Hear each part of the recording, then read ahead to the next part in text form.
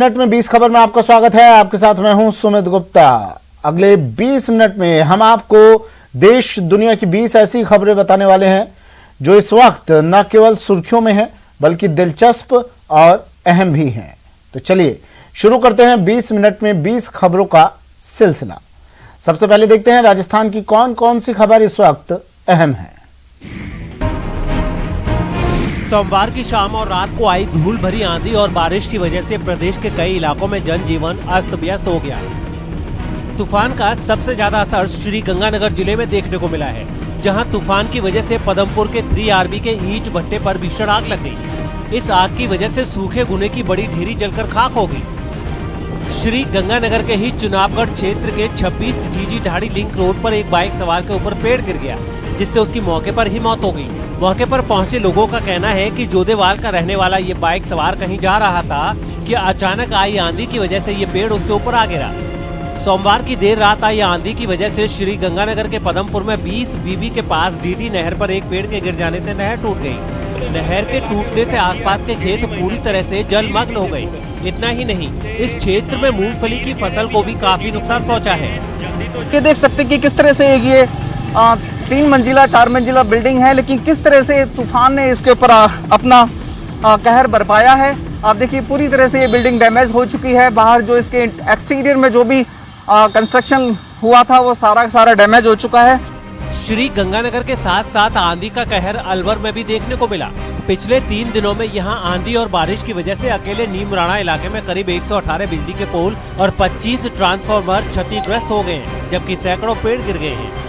तो हमारे काफ़ी फॉल्ट हुए थे और डैमेज भी हुआ है। जैसे हमारे अलवर सिटी के अंदर लगभग 65 पोल और 5 ट्रांसफार्मर डैमेज हुए हैं।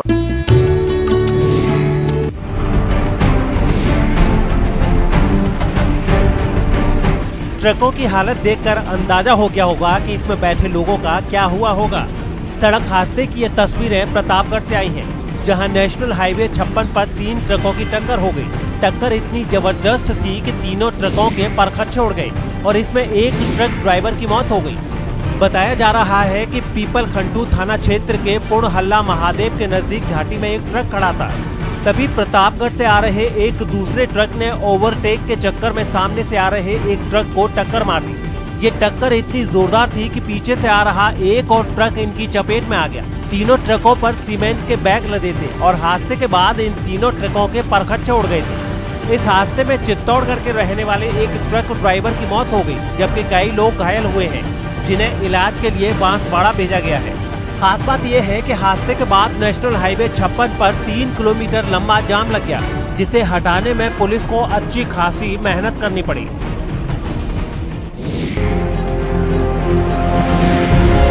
जयपुर में लॉकडाउन के नियमों को तोड़कर जनाजे में जुटे उन लोगों के खिलाफ केस दर्ज कर लिया गया है जो एक धर्म गुरु की मौत के बाद उनको अंतिम विदाई देने के लिए जमा हो गए थे। धर्म गुरु को विदाई देने आए सैकड़ों लोगों ने न केवल कोरोना नियमों की धज्जियां उड़ाई थी, बल्कि जनाजे को कंधा देते हुए कब्रिस्तान की तरफ भी गए थे। हैरानी की बात यह है कि पुलिस वालों के रहते शहर की कई सड़कों से होकर लोगों का ये हुजूम गुजरता रहा। कुछ इलाकों में तो भीड़ इतनी बढ़ गई कि सड़कों पर पांव तक रखने की जगह नहीं बची।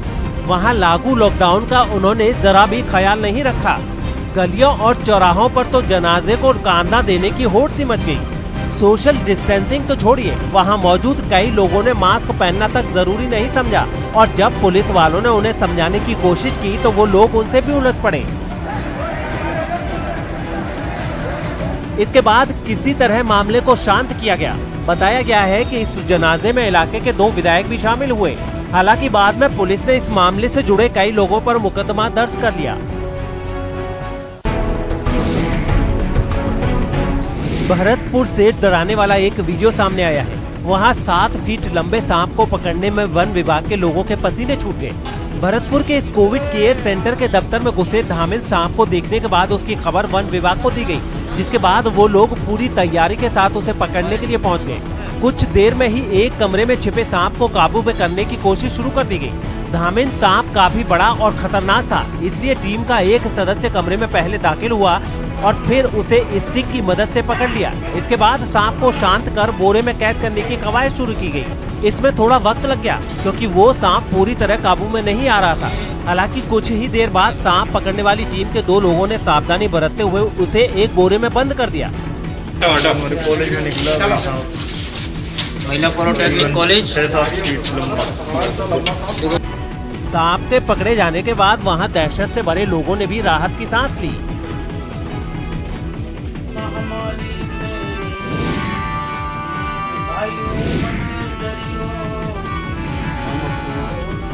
ये लोक कलाकार लक्ष्मी नारायण रावल हैं, जिन्हें भवाई नृत्य कला के क्षेत्र में विशिष्ट योगदान के लिए कई पुरस्कार और प्रशस्ति पत्र तक मिल चुके हैं।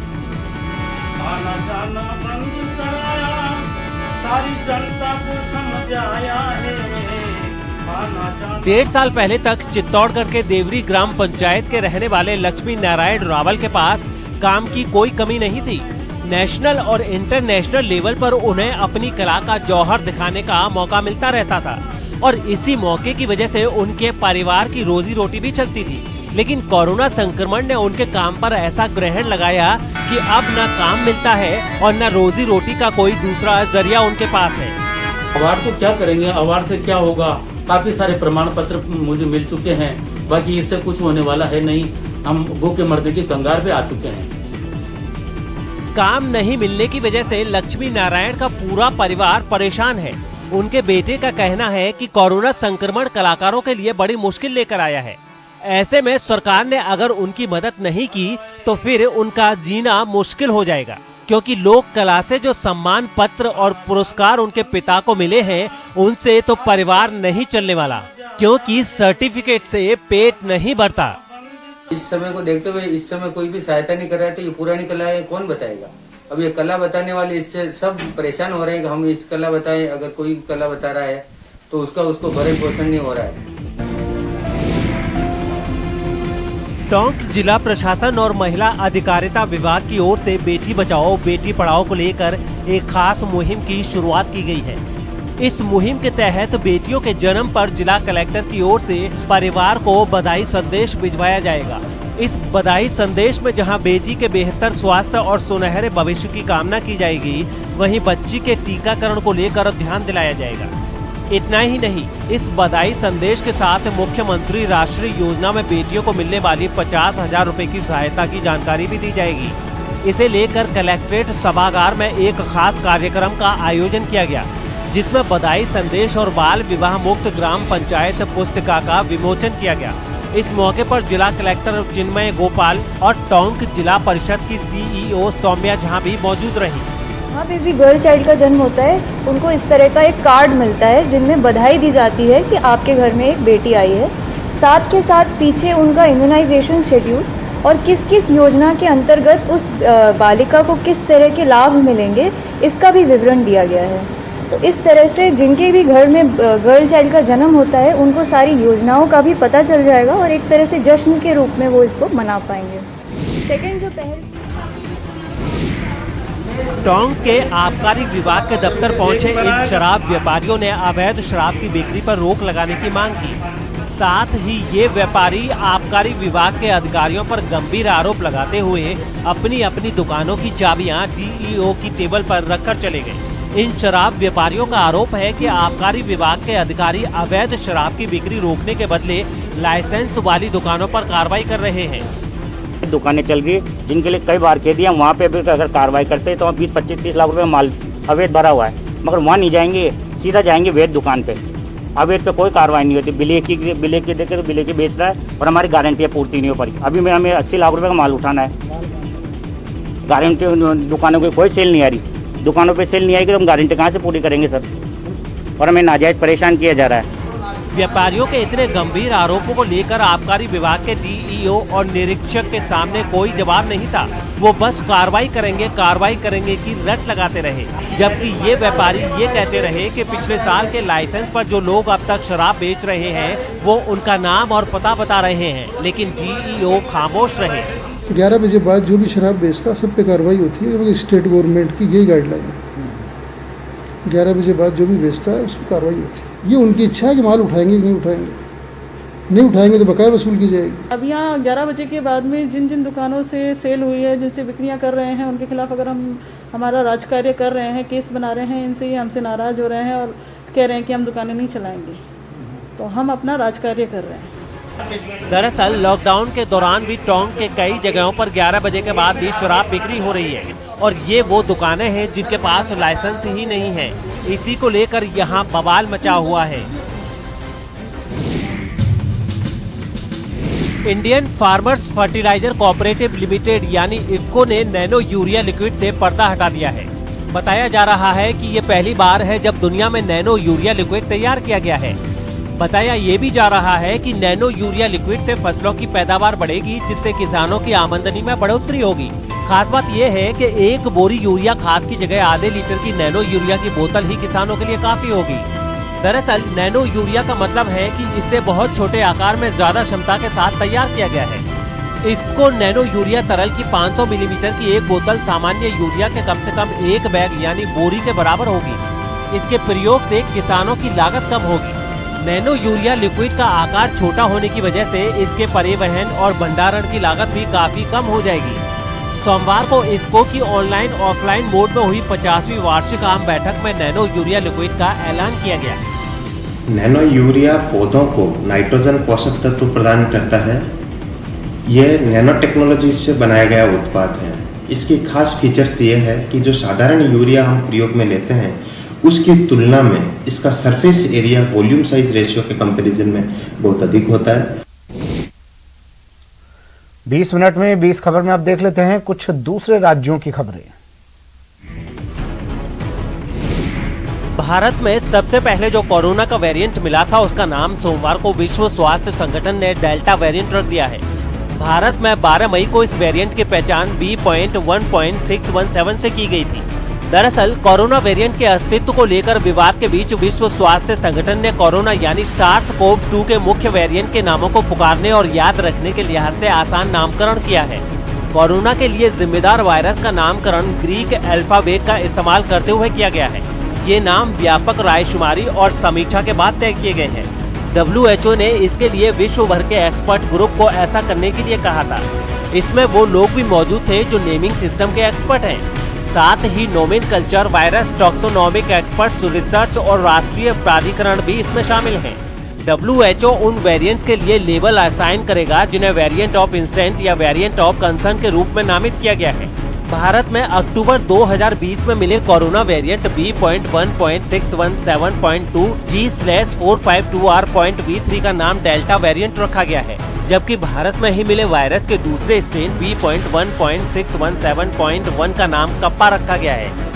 ब्रिटेन में साल 2020 के सितंबर महीने में मिले वेरिएंट का नाम अल्फा रखा गया है। वहीं साउथ अफ्रीका में मिले वेरिएंट का नाम बीटा रखा गया है। WHO ने ब्राजील में बीते साल नवंबर के महीने में मिले स्ट्रेन का नाम गामा रखा था। यूएस में मिले स्ट्रेन का नाम एप्सिलॉन और फिलीपींस में इस साल जनवरी में मिले स्ट्रेन का नाम चीटा रखा गया है। आपको बता दें कि भारत में मिले कोरोना वेरिएंट को लेकर विवाद हुआ था। हाल ही में सरकार ने सोशल मीडिया कंपनियों से कहा था कि वो अपने प्लेटफॉर्म से किसी भी ऐसे कंटेंट को तुरंत हटा दें जिसमें कोरोना वायरस के वेरिएंट को इंडिया के नाम से जोड़कर लिखा गया था।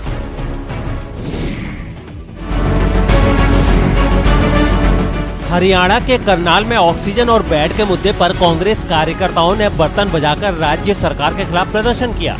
कांग्रेस नेताओं और कार्यकर्ताओं ने आरोप लगाया है कि राज्य की खट्टर सरकार वहां कोरोना से निपटने में नाकाम साबित हो रही है, जिसके विरोध में कांग्रेस के ये कार्यकर्ता जिला सचिवालय के सामने इकट्ठा हो गए और थाली ताली बजाकर राज्य सरकार के खिलाफ प्रदर्शन करने लगे। ताली और थाली बजाने में पार्टी की महिला कार्यकर्ता भी पीछे नहीं रही। इस दौरान इन लोगों ने जमकर नारेबाजी भी की।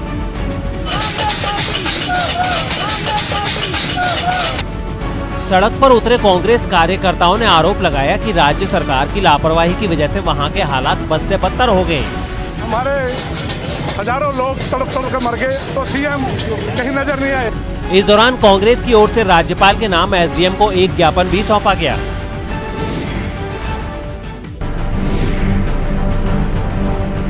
कोरोना के कहर के बावजूद देश के कई शहरों में अब भी बाजारों और सब्जी मंडियों में कोरोना नियमों का धड़ल्ले से उल्लंघन किया जा रहा है। पंजाब के लुधियाना और गुजरात के भावनगर से कुछ ऐसी ही तस्वीरें सामने आई। कोरोना के खतरे को देखते हुए पंजाब में जहां 10 जून तक लॉकडाउन जैसी पाबंदियां लागू हैं, वहीं गुजरात में भी सख्ती बरकरार है, लेकिन इसके बाद भी कुछ लोग सुधरने को राजी नहीं दिख रहे। पंजाब के लुधियाना के सब्जी मंडी से आई इन तस्वीरों ने तो डरा दिया। वहां सब्जी खरीदने के लिए लोगों की भीड़ ऐसी उमड़ी कि पैर रखने तक की जगह नहीं बची। मंडी में जिधर भी नजर गई वो लोगों से खचाखच भरी दिखाई दी।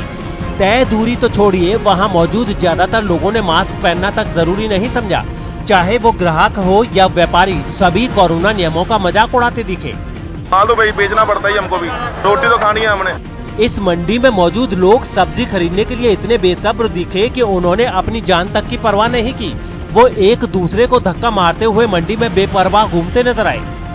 यही नहीं, वहाँ मौजूद एक महिला तो मास्क पहनने की सलाह देने पर ही भड़क गई। सबके लिए है, एक के हमारे लिए नहीं, सारे के लिए। गुजरात के भावनगर से भी कुछ ऐसी ही हैरान और परेशान करने वाली तस्वीरें सामने आई। यहाँ का हाल तो लुधियाना से भी बदतर दिखाई दिया। ये तस्वीरें एक दिन पहले वहाँ लगे रविवार बाजार की हैं। आलम ये था कि लोग सामान खरीदने के लिए घरों से तो निकले, लेकिन कोरोना नियमों को ताक पर रख दिया। सोशल डिस्टेंसिंग नाम की तो कोई चीज यहाँ नजर नहीं आई। हाँ, बाजार में मौजूद ज्यादातर लोग मास्क पहने जरूर दिखाई दिए। गुजरात के वडोदरा में एक वाटर पार्क में उस वक्त अफरा तफरी मच गई जब पुलिस ने वहां छापा मारा। गुजरात में कोरोना की वजह से वाटर पार्क खोलने पर पाबंदी है। आरोप है कि इसके बावजूद बिना इजाजत के ये वाटर पार्क खोला गया था, जिसकी जानकारी मिलते ही पुलिस की एक टीम ने उस वाटर पार्क पर एक्शन लिया। खास बात यह है कि जब पुलिस वाले वहां पहुंचे तो वहां अच्छी खासी तादाद में लोग गर्मी से छुटकारा पाने के लिए ठंडे पानी में डुबकियां लगा रहे थे। इन लोगों में बच्चे भी शामिल दिखे, जिनके लिए पानी एक खेल बन गया। भगदड़ तब मची जब इन लोगों की नजर पुलिस वालों पर पड़ी। पुलिस को देखते ही वो घबरा गए। पुलिस वालों ने उन्हें वहां से जाने की हिदायत दी, जिसके बाद वो वाटर पार्क कुछ ही देर में खाली हो गया। स्विमिंग पूल नो मोज माणी રહ્યા હતા એ 30 સહેલાણીઓની ધરપકડ કરી હતી। लोगों को भेजने के बाद पुलिस का डंडा उस वाटर पार्क के मालिकों पर चला। पुलिस वालों ने कोरोना निर्देश तोड़ने के आरोप में 3 लोगों को हिरासत में ले लिया और उन्हें अपने साथ थाने ले गए।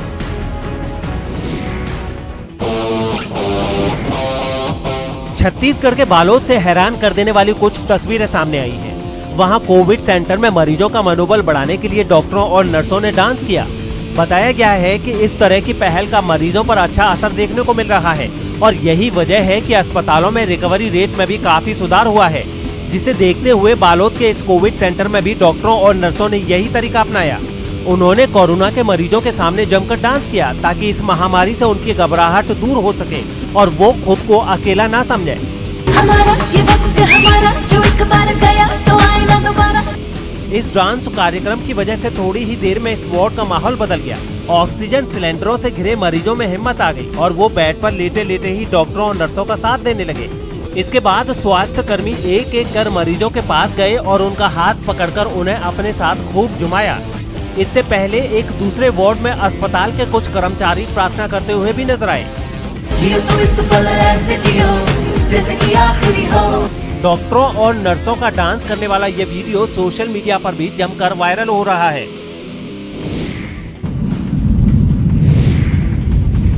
दिल्ली एनसीआर में अचानक मौसम बदलने से लोगों को गर्मी के प्रकोप से राहत मिली है। दिल्ली और इससे सटे इलाकों में सोमवार की रात से लेकर मंगलवार की सुबह तक तेज हवाएं चलती रहीं और रुक रुक कर बारिश भी होती रही। दिल्ली से सटे नोएडा के कई इलाकों में कई घंटों तक धूल भरी आंधी चली और बाद में तेज बारिश ने पूरे शहर को भिगो दिया। वहीं दिल्ली के कई हिस्सों में तेज हवा चलने से कई जगहों पर सड़कों पर पेड़ गिर गए।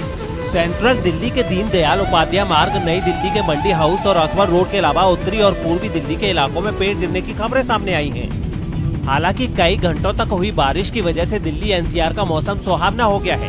तापमान में गिरावट दर्ज होने के साथ साथ उमस भरी गर्मी से बड़ी राहत भी मिली है। वहीं मौसम विभाग के पूर्व अनुमान के अनुसार राजधानी के 2-3 जून को आसमान में बादलों के पहरों के बीच बूंदाबांदी हो सकती है। आपको बता दें कि चक्रवात और पश्चिमी विक्षोभ की वजह से दिल्ली वालों पर मई के महीने में मौसम मेहरबान रहा। यही वजह है कि मई में दिल्ली में औसतन अधिकतम तापमान 37.5 डिग्री सेल्सियस दर्ज किया गया और 2008 के बाद इस बार मई का महीना सबसे ठंडा रहा है।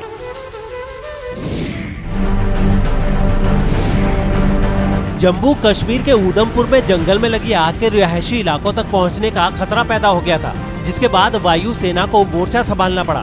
उधमपुर में 2-3 दिन पहले जंगल में आग लगी थी, जो तेजी से रिहायशी इलाकों की तरफ बढ़ने लगी।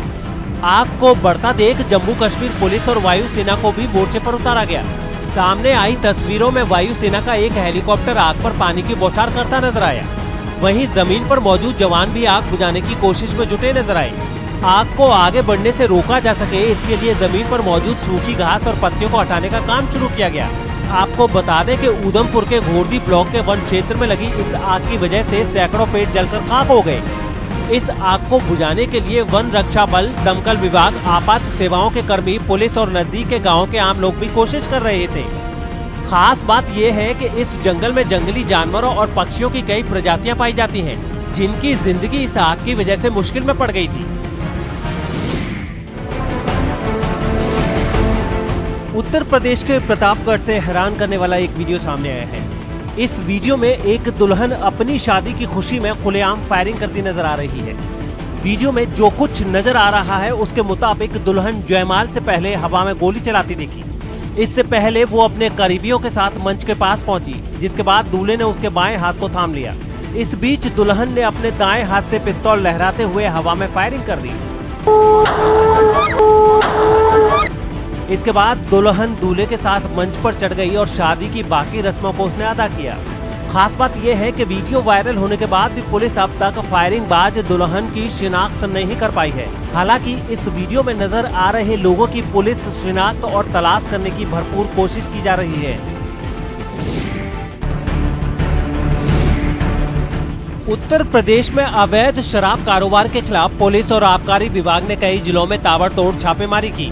5 दिन पहले अलीगढ़ में अवैध शराब के कहर से कई लोगों की जान चली गई थी, जिसके बाद यूपी पुलिस एक्शन में आ गई।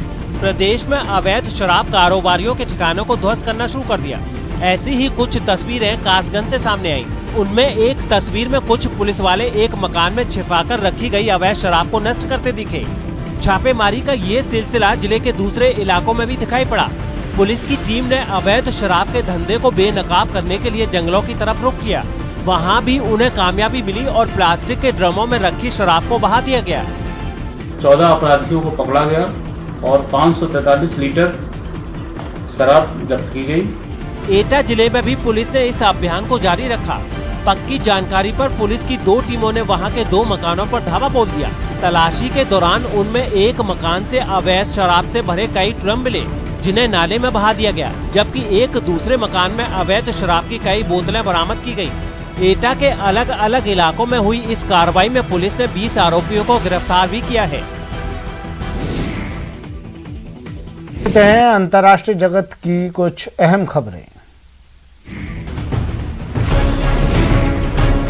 अमेरिका के मैसेच्यूसेट्स में एक गैस पाइपलाइन लीक होने से बीच सड़क पर ऐसी आग भड़की कि 1 दर्जन से ज्यादा घरों को खाली कराना पड़ा और आसपास की कई सड़कों को बंद कर दिया गया। वो तो शुक्र रहा कि इलाके में बारिश हो रही थी, जिसकी वजह से आग फैल नहीं पाई, नहीं तो वहाँ लाशें बिछने से कोई नहीं रोक पाता। क्योंकि जो तस्वीरें सामने आई उनमें बीच सड़क पर धरती फाड़कर आग का ऐसा फवारा निकलता नजर आया कि देखने वालों के रोंगटे खड़े हो जाएं। हवा में करीब 30 फीट तक उड़ती ऊंची ऊंची लपटें शिकार की तलाश में सुलगती दिखी। दमकल कर्मी आग पर पानी की बौछार करते रहे, लेकिन धधकती ज्वाला पर कोई असर होता नजर नहीं आया। बल्कि बाद में तो पता चला कि दमकल कर्मियों का मकसद आग बुझाना था ही नहीं। उनकी कोशिश बस ये थी कि आग आसपास न फैले। दुनिया में आग लगने का ये शायद पहला मामला था जहां आग बुझाने नहीं बल्कि आग सुलगते रहने की कोशिश की जा रही थी। Let it burn, because if that fire goes out, you've got all that gas that's going to run through these neighborhoods. आग जहां भड़की वहां पास में ही सड़क पर बिजली की एक तार भी गिरी दिखी। आशंका जताई जा रही है कि इसी तार की वजह से चिंगारी भड़की, जिसने रेस्ती गैस के साथ मिलकर शोले भड़का दिए। I couldn't even tell you how many calls we got. It was just like countless. 10 घंटे से भी ज्यादा देर तक आग की लपटें सुलगती रही, लेकिन राहत की बात ये रही कि इस हादसे में किसी को कोई चोट नहीं आई, क्योंकि आसपास रहने वाले लोगों को पहले ही सुरक्षित जगहों पर भेज दिया गया।